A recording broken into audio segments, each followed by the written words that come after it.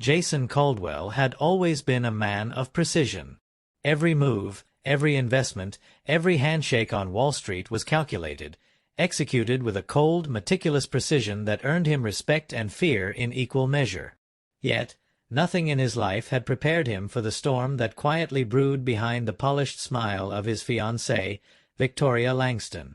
She was beautiful, poised, magnetic, the kind of woman who could charm an entire room with a single tilt of her head, but over the past 6 months, subtle cracks began appearing in the seemingly flawless facade. Emails she glanced at too quickly, whispered phone calls she ended abruptly, and a peculiar obsession with charity events that she always insisted he attend but never elaborated on. Jason's gut tightened each time he noticed the small inconsistencies, a whisper in the back of his mind screaming that something was terribly wrong. He didn't confront her. Not yet. That wasn't Jason's style. He needed evidence, unassailable proof. Over weeks, he meticulously traced her digital footprint, accessed encrypted company emails, and monitored the suspicious accounts she claimed were for charitable donations. The numbers didn't lie. Tens of thousands of dollars, his company's money, had been quietly siphoned to accounts tied to a man named Derek Holloway, Victoria's ex-boyfriend, under the guise of philanthropy. Security footage, bank transfers, and even time-stamped emails painted a damning picture. Each revelation stoked a fire within Jason that he couldn't yet release, a fire he would wield with devastating precision. The engagement party was approaching, a lavish affair at the top floor of the Caldwell building, complete with glittering chandeliers, Wall Street's elite, and the city skyline shimmering like 1,000 tiny stars outside the floor-to-ceiling windows. Victoria had been buzzing with excitement, blissfully unaware that Jason had turned the event into a stage, a trap designed to reveal her in front of everyone she hoped would admire her charm. He had discreetly invited Derek and several key investors, men and women whose influence could make or break careers, ensuring they would witness everything firsthand.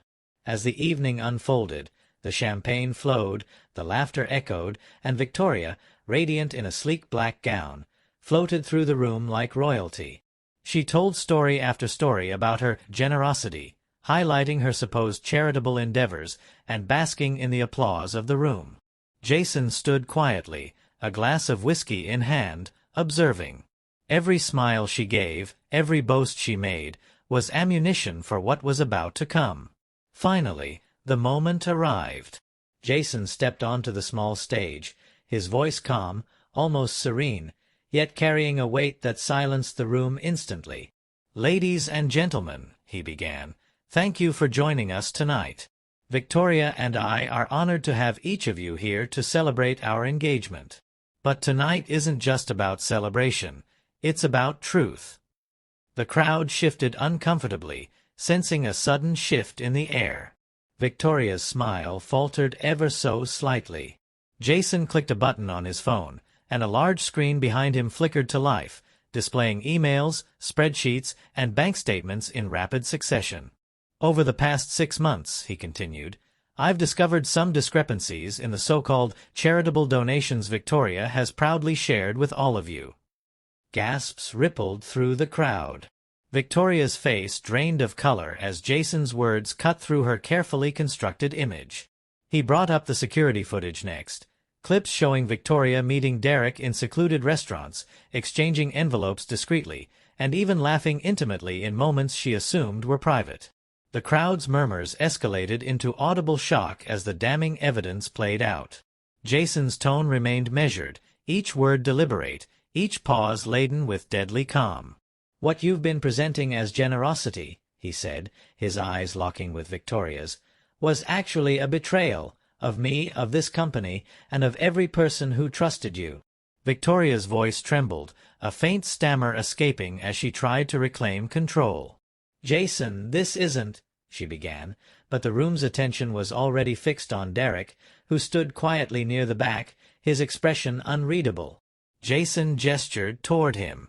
"And this," he said, "is Derek Holloway, the recipient of your embezzled funds, the man you've been secretly meeting while pretending to attend charity events." Derek's calm nod in the background hit Victoria like a second blow, and her composure finally shattered. She attempted a weak smile, trying to salvage dignity in front of the investors, colleagues, and friends who had once admired her. But Jason didn't flinch. "Victoria," he said softly, but the room felt the steel beneath his voice, "you built your reputation on lies, and tonight the truth cannot be hidden. Every email, every transaction, every deceitful smile has been recorded." He paused, letting the weight of the revelation sink in. The room was silent except for Victoria's shallow breathing and the faint hum of the city below. Tears streamed down her face now, but there was no apology, no plea that could undo what had been revealed. The investors whispered amongst themselves, calculating the fallout. Derek looked away, neutral but quietly satisfied, while Jason remained the picture of control, a man scorned yet untouchable, executing justice with the precision he had always wielded in boardrooms. Victoria's world crumbled in slow motion. She had imagined triumph, imagined admiration, imagined a life of luxury built on deception. Instead, she faced humiliation, exposed in a room full of witnesses, her plans dismantled, her power stripped away. Jason's calmness amplified her disgrace. She could no longer manipulate perceptions or charm her way out of consequences. The truth was laid bare for all to see, and it was indisputable. As the night ended, Victoria was escorted quietly out, her glittering facade reduced to ashes. Jason lingered on the balcony, overlooking the city lights, a quiet sense of closure settling over him. The pain of betrayal lingered, yes, but so did the satisfaction of justice. He had orchestrated a perfect reckoning, not with anger, but with strategy, patience, and unyielding resolve. And as the city hummed below, he realized something essential. Truth, when wielded with precision, was the most powerful weapon of all.